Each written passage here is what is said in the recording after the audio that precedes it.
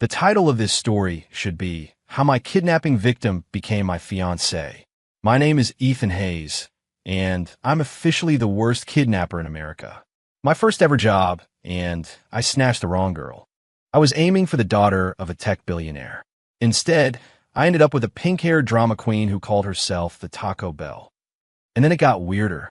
Her father called me and said, "Good work, $500 a day cash. Keep her." So now, instead of writing ransom notes, my days are spent binge-watching shows, ordering pizza, and trailing a spoiled heiress through them all. I've gone from kidnapper to glorified babysitter. My ransom has turned into a salary. It was all going bizarrely well until the day a real kidnapper showed up. "Hey, pal, you looking to sell your hostage?" I instinctively pulled the heiress behind me. "No way. She still owes me my year-end bonus." "I have your sister, Chloe Sullivan. Give me $1 million. Get lost." The line went dead. I stared at my phone, completely bewildered. I turned to the pink-haired girl tied loosely to a chair in my sad little hideout. "Is your brother deaf?" I said I kidnapped you, and he told me to get lost. Chloe Sullivan blew a massive pink bubble with her gum. It popped loudly. "Don't mind him. That's just Marcus being Marcus. You need a new plan." "What kind of plan?" "Kidnapping is so boring." Her eyes lit up with a mischievous gleam. "You pretend to kidnap me, I'll play along, and we'll scam my brother out of his money. We split it 70-30 when we get it." "Okay, fine, 60-40. I just stared. In 3 years of small-time cons, this was the first time a victim had offered to become a co-conspirator. "Aren't you the heiress to the Sullivan tech empire? You're short on cash." She rolled her eyes. "Duh. My brother only gives me a $50,000 a month allowance. That barely covers a new handbag." I felt a sharp pain in my chest, right where my empty wallet was. "So are you in or out?" She leaned forward, the rope doing little to restrain her. "My brother adores me. For a real kidnapping, he'd cough up $5 million easy. We put on a good show. You walk away with $2 million. I get 3. Win-win." I fell into a deep, philosophical silence.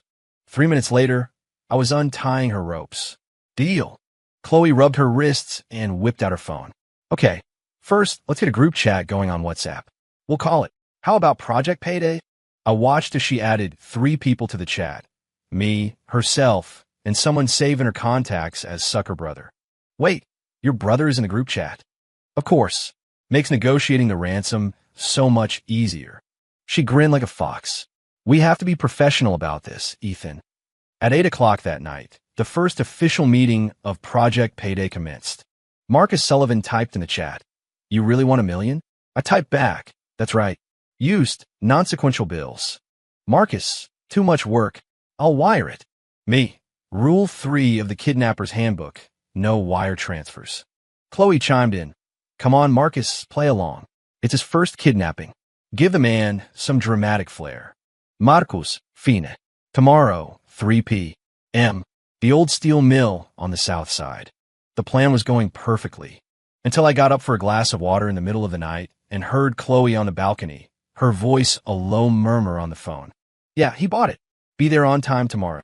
And remember, make it look convincing." The next day, at 2 p.m., I arrived at the abandoned steel mill early. Chloe was tied, symbolically, to a support pillar with a slip knot she could break free from with a single tug. "Remember the plan?" I reminded her. "Your brother hands over the money. I count it, you make a run for it, and I pretend I can't catch you." "Got it." She winked. "Don't worry. I'm a professional." At 2:50, 3 black SUVs rolled into the mill. The doors opened, but it wasn't Marcus who got out. It was 8 massive guys in black suits. The one in the lead, a bald mountain of a man, was carrying a silver briefcase, but he was looking at me like I was already dead. Something was very wrong. "You bring the money?" I asked, trying to keep my voice steady. Baldy didn't answer. He just waved a hand. 2 of his goons started walking straight toward Chloe. "Hey, money first."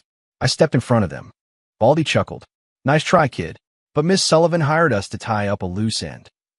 My brain went into overdrive. I whipped around to look at Chloe. She had an expression of pure innocence on her face. "Sorry, Ethan. I changed my mind. Why split the money with you when I can pay these guys 50 grand to make you disappear and keep the whole 5 million for myself?" but your brother was only bringing 1 million. I lied about that part, she said with a sickeningly sweet smile. My brother's standing offer for my safe return is 5 million. And technically, you didn't even kidnap me. I walked right up to you at that coffee shop yesterday, remember? I did remember. She'd slid into the booth across from me and said, I hear you're looking for a mark. I think I'd be perfect. Baldy waved his hand again. Take care of him. I turned and bolted. I didn't get 2 steps before the sound of sirens filled the air. Cops swarmed the place just as I dove behind a rusted piece of machinery. Freeze! Police! I obediently put my hands in the air. Chloe and her hired goons looked just as stunned as I was. A veteran cop surveyed the scene. We got a call about a kidnapping in progress. Chloe immediately snapped into character.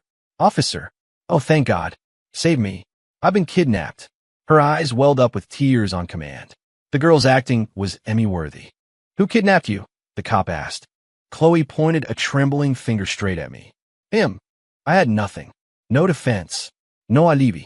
Just then, another car screeched to a halt outside. Marcus Sullivan stepped out, immaculate in a tailored suit and gold-rimmed glasses, holding an iPad. Officers, there's been a misunderstanding, he said with a calm smile.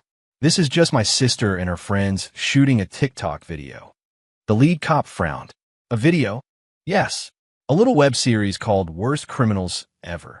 Marcus tapped his iPad, which sure enough had a script on the screen. See? We even filed the proper permits. I craned my neck to see. The first page read, Characters: Ethan the idiot, kidnapper; Chloe, damsel in distress; Sullivan security staff, scary goons. The police looked skeptical. Marcus handed over his business card. I'm Marcus Sullivan, CEO of Sullivan Tech. This is my sister. Our company is getting into short-form content creation, and these are all actors we hired. I seized the opportunity and nodded vigorously. Yeah, that's right. I'm a drama student, just trying to make a little extra cash. The cop glanced from us to the giant goons, who had somehow managed to morph their menacing scowls into dopey, harmless smiles. All right, pack it up, the cop finally said with a wave. After the squad cars pulled away, an awkward silence descended upon the factory. Marcus adjusted his glasses and looked at his sister. Have you had enough fun? Chloe pouted. What are you doing here, Marcus? If I hadn't come, were you actually going to have him killed? Marcus then turned his attention to me. Ethan Hayes, right? I ran a background check on you. A history of insurance scams and petty fraud, but nothing major. How much did my sister offer you to play along with this? I told him the truth. A promise of a $2 million cut. Marcus actually smiled. I have a better offer. I'll give you a job. $20,000 a month, full benefits for 1K, room and board included. What's the job? Watch my sister, Marcus said. Make sure she doesn't pull any more stunts like this. Before I could answer, Chloe jumped up. I don't agree to this. Your vote doesn't count. Marcus looked back at me. So, are you in? I hesitated for 3 seconds. I'm in. Chloe stared at me, her eyes wide with betrayal, and stomped her foot. Marcus nodded, satisfied, and turned to leave. Suddenly, a slow, deliberate clap echoed from the second-floor catwalk. A figure wearing a white fox mask emerged from the shadows. Brilliant. Absolutely brilliant. The voice was distorted, impossible to identify as male or female. A masterful move, Mr. Sullivan. Kill 3 birds with 1 stone. You discipline your sister, recruit her kidnapper, and whitewash the whole embarrassing affair. Marcus's expression didn't change. Who are you? Who I am isn't important. The masked figure descended the stairs. What's important is that I know why Miss Sullivan staged this little drama. Chloe's face paled, because she needed a large sum of money. Money that couldn't be traced through official channels. The figure chuckled. $5 million is more than enough to buy a DNA sample on the black market, isn't it? Marcus snapped his head toward his sister. What DNA sample? Chloe bit her lips, silent. The figure continued. Miss Sullivan suspects she isn't a true Sullivan. She wanted to run a secret paternity test, but was afraid of alerting the family. So she came up with this elaborate, if foolish, plan. This was better than reality TV. My eyes were wide. Marcus's face was grim. Chloe, is this true? Chloe looked down. Last year, in Dad's study, I found an old medical file. It said Mom's blood type is O, and Dad's is But I'm AB. So you thought you weren't their biological daughter? Marcus pinched the bridge of his nose. You misread the file. That was your grandmother's blood type. Chloe froze. Oh. The masked figure clapped again. So touching. A real family moment. But Mr. Sullivan, are you sure you want to air your dirty laundry in public? Marcus's voice turned to ice. What do you want? I want the data for Sullivan Tech's new Starfall project, the figure said casually. A fair trade for your sister's little secret, don't you think? It finally clicked. This wasn't a kidnapping drama. It was corporate espionage. Then Marcus laughed. Fox, do you know why I chose this location for the exchange? He asked. The masked figure paused. Marcus snapped his fingers. Instantly, metal shutters slammed down over every window. The main doors boomed shut, and the lights cut out, plunging us into darkness. In the black, Marcus's voice was crystal clear. Because here, I have a home field advantage. When emergency lights flickered on, the factory floor was filled with 24 tactical security guards. The few henchmen the masked figure had brought were already silently neutralized on the ground. You knew, the figure stammered, taking a step back, from the moment you first contacted Chloe. Marcus smiled. My sister could be a handful, but she's not stupid enough to actually try buying DNA on the black market. That underground contact she was messaging on her phone, that was you, wasn't it? Chloe's eyes widened. Marcus, you were monitoring my phone? I was protecting you, he corrected, and using you as bait to catch a bigger fish. The figure suddenly ripped off the mask. It was a plain-looking woman in her 30s, the kind of person you'd never notice in a crowd. Karen, Chloe gasped. You're my brother's executive assistant. Former assistant, Karen snarled. 3 months ago, your brother fired me for a fresh-faced college grad. That was because you were leaking company secrets. Marcus began. That was a setup. Karen screamed. I gave you 5 years of my life. 5 years. The corporate espionage plot had officially devolved into a soap opera. I started to quietly edge toward the door. Ethan, Marcus said, pointing at me. Grab her. Huh? Me?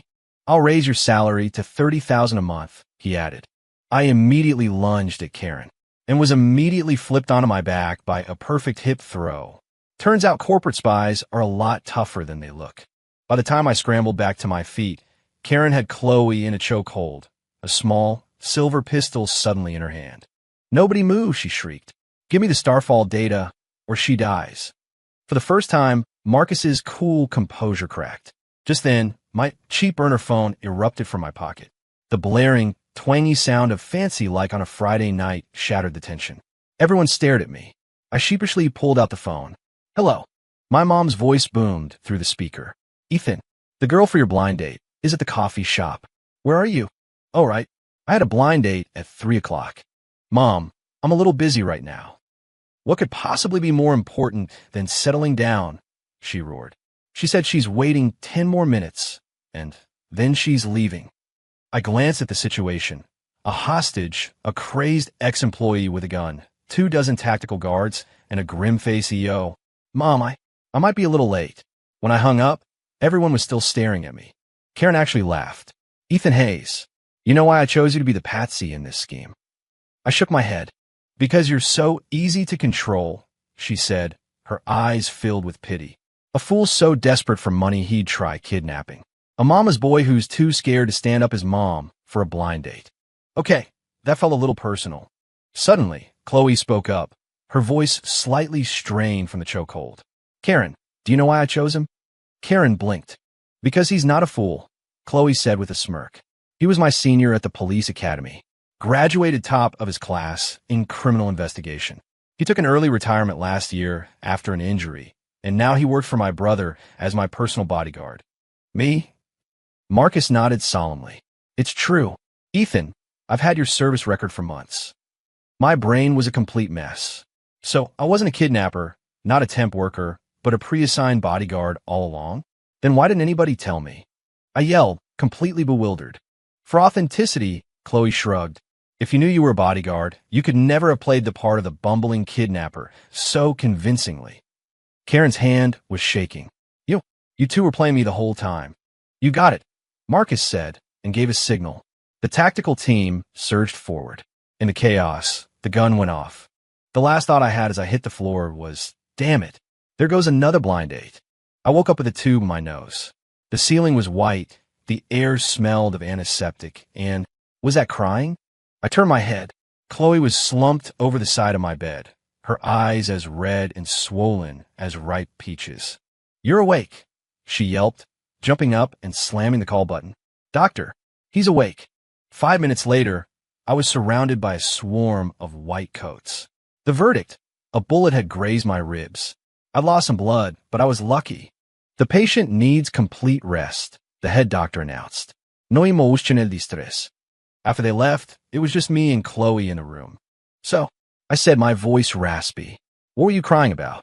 Who was crying? She shot back, wiping her eyes furiously. I got some sand in my eye. Where would you get sand in a hospital room? I brought it with me, okay? Is that a problem? Nope. You're the boss. After a few minutes of silence, I asked, what happened to Karen? She's in custody, Chloe said with a pout. She fired the gun, but she claimed she was just trying to shoot the ceiling to scare everyone. She says you stood up right into the bullet's path. I thought back. Karen's hand had been shaking violently, the gun pointed up. I had been trying to stand up and tackle her. So I basically shot myself with my own stupidity? As I was stewing in that depressing thought, the door opened. Marcus came in carrying a fruit basket that looked more expensive than my entire wardrobe. How are you feeling? He asked. Okay. I paused. Mr. Sullivan, about this whole bodyguard thing. That. Marcus set down the basket. That wasn't entirely true either. I was lost again. You did graduate from the police academy, and you were honorably discharged after an injury, Marcus said, adjusting his glasses. But everything you did after that, the insurance scams, the petty fraud, this kidnapping attempt, that was all real. So I'm not your pre-assigned bodyguard? No. Marcus smiled. But Chloe did choose you because she'd seen your file. She figured you weren't a bad person, just broke, and that you'd be a manageable partner in crime. I looked at Chloe. She nodded. My brother didn't like the idea at first, but I convinced him. How? I told him if he didn't let me work with you, I'd go find a real, dangerous kidnapper. Chloe said it like it was the most logical thing in the world. He figured you were the safer option. I didn't know whether to feel touched or insulted. So what now? I asked. Am I an accomplice to attempted fraud, or a bodyguard injured in the line of duty? You're a probationary employee, Marcus said. Once you've recovered, you'll be officially hired by Sullivan Tech's Executive Protection Division. $50,000 a month, company car, corporate apartment. You'll be in charge of my sister's security. $50,000 a month. My eyes lit up. Deal. Chloe muttered from the side. He bought you for 50 grand. So cheap. Just then, the door swung open again. A woman in a Chanel power suit with flawless makeup strode in, flanked by 2 assistants. Mom. Chloe stood up. Marcus straightened his tie. What are you doing here? Mrs. Sullivan, Eleanor, the true power behind the Sullivan Empire, swept her gaze over me like an X-ray scanner. This is the kidnapper? Her tone was glacial. He's a bodyguard now, Marcus explained. Eleanor walked to my bedside, looking down at me. How are the injuries? Fine. Can you get out of bed? The doctor said, I need to rest. Then never mind. She turned to Marcus. Next month's family gala. Bring him. Marcus blinked. The gala? Why? Eleanor didn't answer. She gave me one last, piercing look and swept out of the room as quickly as she had arrived. That's just my mom, Chloe said quietly. Don't mind her. Oh, I didn't mind. I was just terrified. The family gala? For a former kidnapper? This felt less like an invitation and more like I was being summoned to the lion's den. A month later, I was standing at the entrance to the Sullivan family estate, wearing a rented tuxedo. The place was less of a house and more of a castle. Chloe was on my arm, a standard bodyguard posture, she claimed, but it felt suspiciously like a date. The ballroom was teeming with the 1%. I saw CEOs from the covers of Forbes and a couple of movie stars. Nervous? Chloe asked. A little, I admitted. Just stick with me. She handed me a glass of champagne. But don't drink too much. If someone tries to assassinate me, I need you to be sharp. I immediately put the glass down. The party was buffet style, but I was too scared to eat. The tiny appetizers looked like works of art, and I was afraid I'd owe them my first 3 months' salary if I ate one. Eleanor gave a speech from a small stage, her eyes sweeping over me more than once. I felt a chill run down my spine. When she finished, Marcus appeared at my side. "My mother wants to see you. In the study. Here we go." The study was like a university library, all dark wood and leather-bound books. Eleanor was sitting behind a massive desk, reviewing a file. "Sit," she said without looking up. "You set." After a few minutes, she closed the file and took off her glasses. Ethan Hayes, 24 years old, police academy dropout, father deceased, mother runs a small convenience store back home. She recited my life story from memory. "After your discharge, you worked as a delivery driver, security guard, and movie extra. Your most recent employment was kidnapper." My palms started to sweat. "Do you know why I asked you here?" she asked. I shook my head. "Because Chloe likes you." I nearly fell out of the chair. "Mrs. Sullivan, you're mistaken. The young miss and I are just—" "I know," she cut me off. "It's not romantic. She thinks you're amusing, like a stray dog she picked up off the street." That stung, but it was probably accurate. "But that's enough," Eleanor continued. "Chloe has never had any real friends. Everyone who gets close to her either wants our influence or our money. You're the first one to want our money so shamelessly." I couldn't tell if that was a compliment or an insult. "So I want to hire you," she said. "Not as a bodyguard, as a friend. Keep her entertained, go along with her schemes, but keep her out of real danger. $1 million a year. How does that sound?" My head was spinning. $1 million a year just to be Chloe's professional friend? Why? Why me? I stammered. "Because you're not a phony." Eleanor's gaze was sharp. "All those heirs from other wealthy families are polished on the surface, but they're all snakes underneath. You're different. You want money, you say it. That kind of person is much easier to control."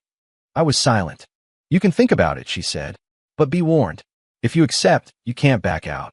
Being a friend of the Sullivan family is not a temporary position." Just then, the study door burst open. Chloe stormed in, her face flushed. "Mom, are you threatening him?" "I'm discussing a job offer," Eleanor said calmly. "What kind of job offer happens behind a locked door?" Chloe grabbed my arm. "Come on, we're leaving." She dragged me out of the study. On the way downstairs, she whispered, "Don't listen to her. Just be yourself. If you want the job, take it. If you don't, walk away." A warmth spread through my chest. Then she added, "Besides, if you leave, I'll just find someone who listens to me better." Never mind. The warmth was gone. Back in the ballroom, a young man in a white tuxedo intercepted us. "Chloe, who is this?" he asked, eyeing me with disdain. "My bodyguard," Chloe said coolly. "A bodyguard?" The man smirked. "You bring a bodyguard to a family party? You're still so paranoid, Chloe." "It's none of your business, Landon." Landon Pierce. I'd heard the name. Heir to the Pierce conglomerate and Chloe's rumored fiancé. He turned to me. "Mr. Bodyguard, could I have a word?" We stepped out onto the balcony. Landon offered me a cigarette, which I declined. "Ethan Hayes, right?" He lit his own. "I know all about you. Name your price." "Leave Chloe Sullivan." Ah, the classic scene. "Mr. Pierce, I'm just an employee," I said. "I go where my boss tells me to go." 500,000, he said, blowing a smoke ring. "My boss's offer is better. $1 million. Still not enough." Landon crushed his cigarette against the railing. "Do you have any idea what happens to people who cross the Pierce family?" "I do," he nodded. "But I imagine what happens to people who cross the Sullivan family is worse. And faster." He stared at me for a second, then broke into a grin. "Interesting. You're more fun than the usual hired muscle." Just then, a scream erupted from the ballroom. We rushed back inside to find a waiter collapsed on the floor, foaming at the mouth. In his hand was the very champagne glass Chloe had just set down. Chaos. Marcus immediately locked down the estate, called the police and an ambulance. The waiter was dead before he was carried out. The cops arrived. The champagne was laced with cyanide, a lethal dose. The target was Chloe, Marcus said, his face a mask of fury. "Someone wants her dead." Eleanor stood nearby, her expression calm, but her fingers trembled slightly. Landon stepped forward. "And Eleanor, if the Pierce family can be of any assistance." "That won't be necessary," she said coldly. "The Sullivans handle their own affairs." The police determined it had to be an inside job. All the staff were questioned. As the person closest to Chloe when it happened, I was interrogated for over an hour. It was dawn by the time they let me go. The guests were confined to guest rooms until the investigation was over. I was sitting on the sofa in my assigned room, my mind racing. Someone was trying to kill Chloe. A knock on the door. It was Chloe, dressed in pajamas and hugging a pillow, her eyes red. "I'm scared," she whispered. "Can I stay here for a while?" I let her in. She sat on the edge of the bed. "Ethan, do you think it was one of Karen's old associates?" "Karen's in a supermax prison. An associate getting revenge is possible, but to pull this off inside the Sullivan estate, they had to have help from someone on the inside." "You mean there's a traitor in my family?" I didn't answer. After a moment, Chloe asked, and this is just a hypothetical, "If someone offered you more money to kill me, would you do it?" "No." "Why not?" "I thought you loved money."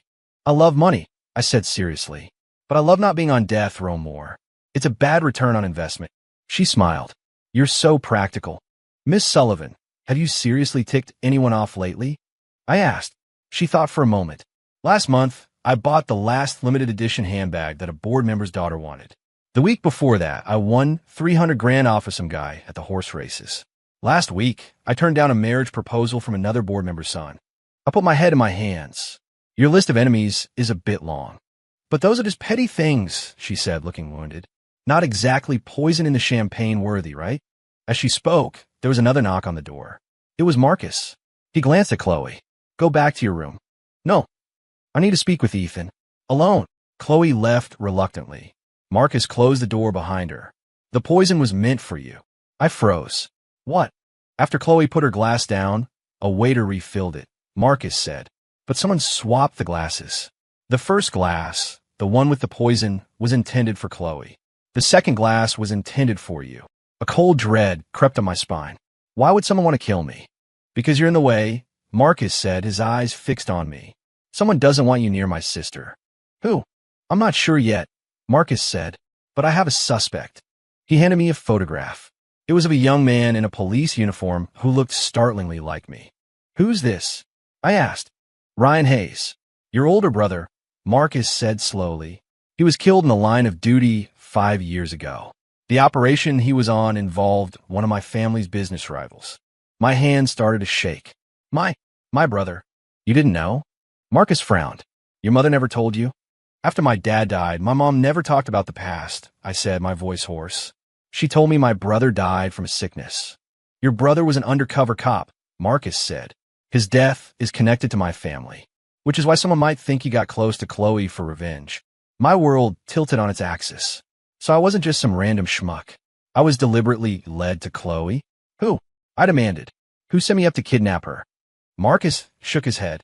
"That's what I'd like to know." At that moment, my burner phone rang. An unknown number. I answered. A distorted voice came through the speaker. "Ethan Hayes. Want to know how your brother really died?" "You're telling me my brother was an undercover cop?" "Correct." "He was a police officer?" "Correct." "He died in the line of duty?" "Correct." I was silent for a full minute. Then I said, "Then why did my mom tell me he went to Africa to mine for diamonds and died of malaria?" For the first time since I'd met him, Marcus Sullivan's perfect, composed face cracked. "What?" "She said he went to Africa, got sick, and sent back one last diamond before he died." I pulled a cheap cord from around my neck. A glassy-looking rock was tied to it. "See? This is it." Marcus took the diamond and held it up to the light for 3 seconds. "This is a glass crystal. You can buy them at a street fair, 3 for $10. Now I was silent. The voice on the phone crackled back to life. "Dude, your mom's cover story is pretty weak." "Who is this?" I yelled into the phone. "This is your brother's old partner, Detective Miller." The voice switched back to normal.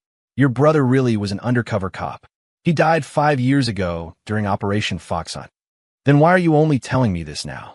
"Because the case wasn't closed," Miller sighed. "The organization your brother infiltrated was only recently dismantled. We can finally tell you the truth." I processed this. "So, my brother's death was connected to the Sullivan family?" "Connected, but it wasn't their fault," Miller said. "Sullivan Tech was being extorted by that organization. Your brother blew his cover protecting their core technology. In a way, he's a hero who saved their company." Marcus nodded. "Which is why I hired you to protect Chloe. Call it paying a debt. You could have just told me that." I practically shrieked. Why the elaborate setup with the kidnapping and the poison? I thought I was about to star in my own revenge thriller. Chloe burst through the door. She'd obviously been listening the whole time. "So you're not here for revenge?" she asked, her eyes sparkling. "Revenge for what? I didn't even know my brother was a cop." I was losing my mind. I was just trying to make enough money to help my mom upgrade her convenience store. With the truth out, the atmosphere turned profoundly awkward. Just then, we heard a commotion from downstairs. We ran to the window. A dozen men in black were scaling the walls of the estate. "Now what?" I asked, completely bewildered. "Probably remnants of that criminal organization," Marcus said, frowning. "They know you're Ryan's brother. They want to use you as a hostage." My knees went weak. Dude, I didn't even know the guy. We haven't seen each other in 10 years. "Blood is blood." Marcus pulled out a walkie-talkie. "Security team, engage." What happened next was like something out of an action movie. Sullivan family bodyguards materialized from every shadow, clashing with the intruders. The three of us watched from the second floor. "Shouldn't we call the cops?" I asked. "Already did. They're stuck in traffic," Marcus said calmly. "So we just watch?" "Nope." Marcus handed me a water gun. "What's this?" "High-pressure pepper spray gun. My sister's design. She wanted to feel involved." I looked at Chloe, who puffed out her chest proudly. I even named them. "Mine is the Pink Panther. Yours is the Blue Meanie." While a full-scale brawl was happening below, the three of us were on the second-floor landing, taking pot shots with pepper spray. And you know what? It worked surprisingly well. One of the intruders got a face full and screamed, "What the hell? Who uses pepper spray in a fist fight?" Chloe yelled back, "I do. Got a problem with it?" The intruder looked up, saw us, and started charging up the stairs. "Run!" Marcus grabbed us and pulled us toward the third floor. The door was locked. We were trapped on the landing. "Now what?" I asked, clutching my water gun. Marcus thought for a second. "Chloe, cry." "Huh." "Cry. Loudly.